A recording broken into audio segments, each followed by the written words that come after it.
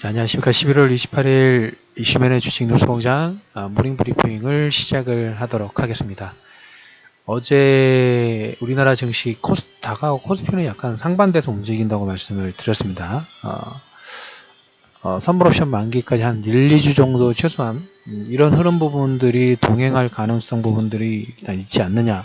그러니까 시장 지수보다는 계속적으로 11월 달도 말씀드렸던 것처럼 종목 장세 흐름 부분들, 개별 종목 장세입니다. 지수보다는 이런 흐름 부분들이 좀 진행되지 않을까 하는 예상 부분들을 일단 큰 그림에서는 이렇게 설정을 해 두시고, 어제 그 삼성전자 매도 리포트 관련된 부분들로 미국 증시도 이제 반도체 관련주들이 있죠. 반도체 업종 자체는 1% 정도 하락이 나왔고, 뭐 웨스턴 디지털이라든지 마이크론 테크놀로지는 3에서 한 6% 정도의 하락 부분들이 좀 나왔습니다.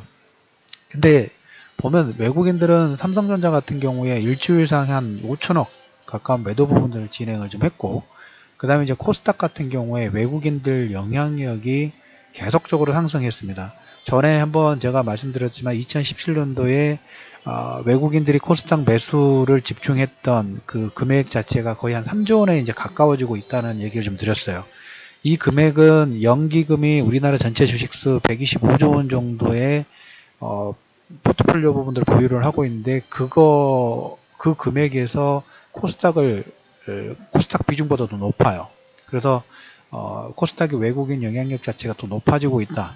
그리고 삼성전자 같은 경우는 5천억 매도를 주도를 하고 있다. 그런데 이 부분은 삼성전자 관련된 부분에서 여러분들 계속적으로 말씀드렸던 부분이, 삼성전자 같은 경우는 지금 자사주 매입 부분들을 계속 좀 하고 있죠. 하방 경직 부분들을 좀 만들어주고 있는데, 외국인들은 그걸 이용해서 계속 매도를 하고 있고, 배당 먹고 환차익 먹고 배당 차지하고 수익 차지하고, 그 다음에 이제 자사주를 밑에서 매수를 해주니까 하방 경직에 대해서 뭐 급격하게 떨어진 것보다 어느 정도 완충작용하는, 외국인들 입장에서는 그걸로 통해 가지고 수익도 챙기고, 그 다음에 다음 달 선물옵션 동시 만기 때 시가총액 1위 종목군이다 보니까 꼬리가 몸통을 흔들 수 있는 그런 매개체 역할 부분들을 하는, 그거 가지고 이제 파생 가지고 컨트롤하는, 다 잡혔어요. 다 잡혔기 때문에 뭐 연기금이라든지 기관 쪽에서 이걸 핸들링 할 만한 그 자금력도 상당히 부족한 부분이 없지 않아 있습니다. 그래서 우리는 그 흐름 부분들을 잘 보면서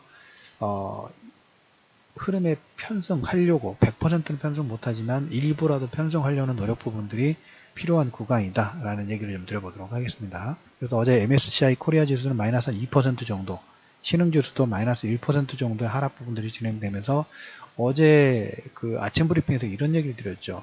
워낙 1100원대를 하회를 했지만 너무 가파르기 때문에 극점 부분들 좀 찍지 않았나는 코멘트를 좀 드렸어요. 그래서 환율이 지금 NDF 환율로 지금 1개월물이 1090원대까지 올라오고 있습니다. 그래서 워낙 강세는 중장기적으로는 추세이긴 하지만 지금 단기적으로는 너무 오버슈팅, 지수도 오버슈팅 나왔다 말씀드렸고, 신용도 오버슈팅 구간으로 진입됐다는 말씀을 좀 드렸죠. 그래서 신용 잔고 같은 경우에는 9조 8천억 정도, 코스닥이 소폭 증가를 했고 코스피는 소폭 좀 약세 부분들이 좀 나왔다는 얘기를 좀 드려보도록 하겠고, 오늘 그 유가는 뭐 오펙 회의 가지고 지금 한 58, WTI 기준으로 한 58달러 정도 선, 브렌트는 63달러 선, 그 다음에 달러는 어제 소폭 강세가 나왔습니다. 92달러, 92선 정도 나오고 있습니다. 아무래도 오늘이 화요일인데 오늘 저녁에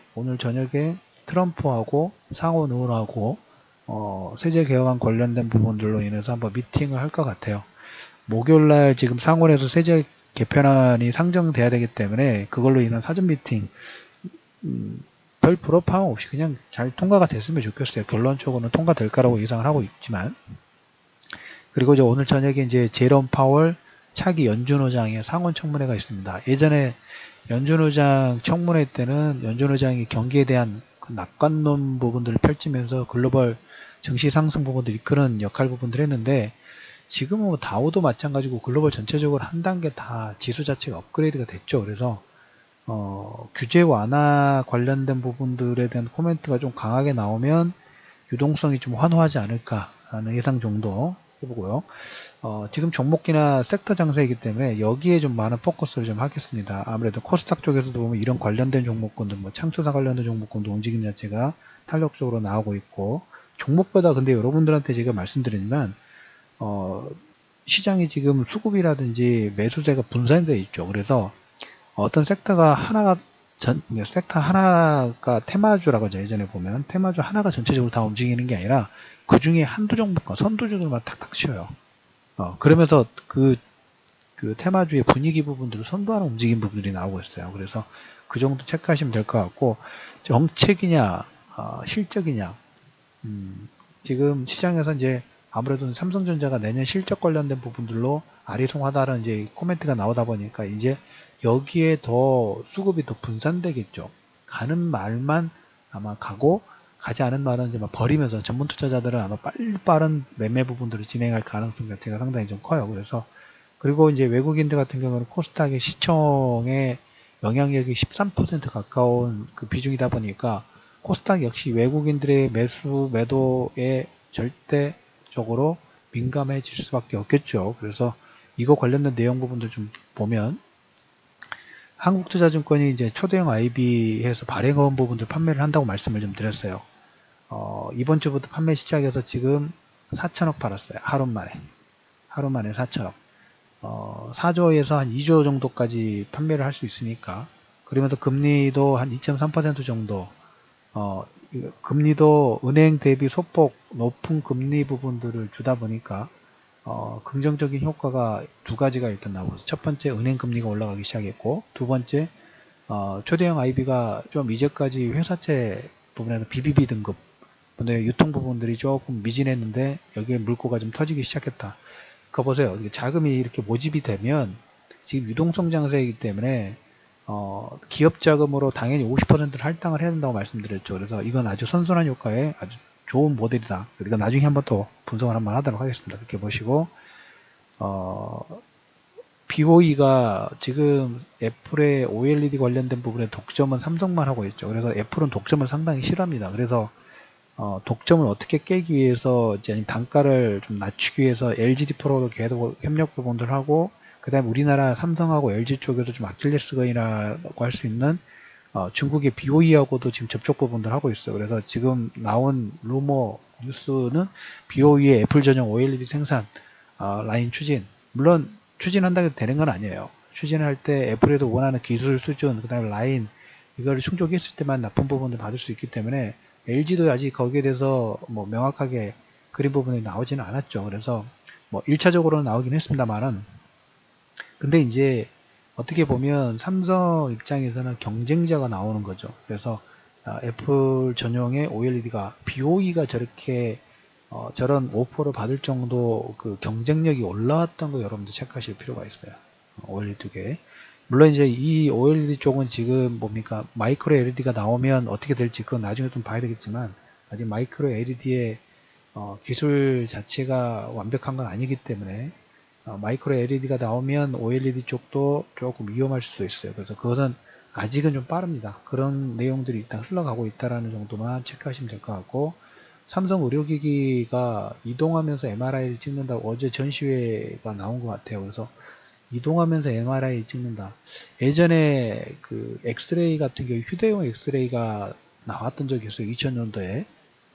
화질 자체는 조금 뭐 떨어지긴 합니다만은, 그게 휴대용 엑스레이가 나오면서 좀 시장에서 벤처에 대한 기대감 부분들 좀 받았던 그런 상품이 좀 생각나네요. 그래서 MRI를 이동하면서 찍는다는 것은 좀 센세이션한, 삼성 메디슨 관련된 부분에서는 여러분들한테 최근에 제가 별도로 한번 코멘트를 좀 드렸죠. 심층 분석 부분들을 통해 가지고 올해 흑자 부분들 진행을 했고, 흑자를 진행했고, 그 다음에 판교 쪽으로 지금 연구원들 집중을 하고 있고, 그 다음에 흑자 진한 부분에서 삼성 의료기기 사업 부분과 삼성전자 CE 사업부에서 분사 조직 부분들 해가지고 삼성은 조금 더 뭡니까, 드라이브 부분들을 좀 걸 거예요. 드라이브를 걸 건데, 그러면서 여러분들한테 하나 더 얘기 드렸던 부분이 그 얘기를 드렸죠. 미국에서 허가를 좀 패스트 트랙을 받았다라는 코멘트 드렸는데, 오늘 나온 내용 중에 하나가 우리나라에서도 이건 잘한 것 같아요. 식약청인가요? 식약청에서 나온 것 같은데, 의료기기 인허가를 받을 때 기존에 이제 없었던 내용입니다. AI라든지 빅데이터를 이용해 가지고 허가를 받을 수 있는 가이드라인을 발표를 했어요. 이건 아주 잘한 것 같아요. 의료용 빅데이터와 AI 기술을 적용된 의료기기 허가 심사 가이드라인을 발표를 좀 했습니다. 뭐 IBM의 왓슨이 대표적인 케이스인데, 어차피 지금 글로벌 전체적으로 보면 데이터를 이용하는, 어제 보면 카카오 모바일 맵인가요? 거기에서 서울에서 어디에서 사용자가 많고 어디가 트래픽이 많고 이걸 통해 가지고 빅데이터를 이용해서 뭐 사용 데이터를 분석한 내용이 나왔어요. 그것만 보면 뭡니까? 어디 어떤 정책적인 부분들을 펴고 어떻게 다음에 정책 부분들이라든지 아니면 판매 부분들 촉진할 마케팅의 방법 부분들이 좀 보이죠. 이건 아주 잘한 것 같아요. 그래서 의료 쪽에서도 보면 이걸 이용한 어떤 물고 부분들을 좀 트는 역할 부분들 좀 하고 있다라는 얘기를 드리고, 신라젠 같은 경우는 지금 최근에 급등 부분들 통해 가지고 1인당 47억 정도 돈방석을 만들었습니다. 하나의 인덱스로 만들어줄 필요가 있어요. 우리가 보시면 돈이, 비트코인도 지금 마찬가지죠. 비트코인도 보면 지금 연일 급등 부분들을 지금 진행을 하고 있는, 나오면서 이제 안 했던 분도 해볼까? 라는 관심 부분도 드실 것 같아요. 근데 개인 초보들 같은 경우는 잘못 들어가시면 좀 피곤한 그런 부분들이 될 수 있어요. 거기서 보면 신라젠 같은 경우는 제가 신라젠을 얘기 드린 것은 직원 1인당 47억 정도예요. 돈방석에 앉았죠. 넥스트 신라젠이 나와야 돼요. 뭘로?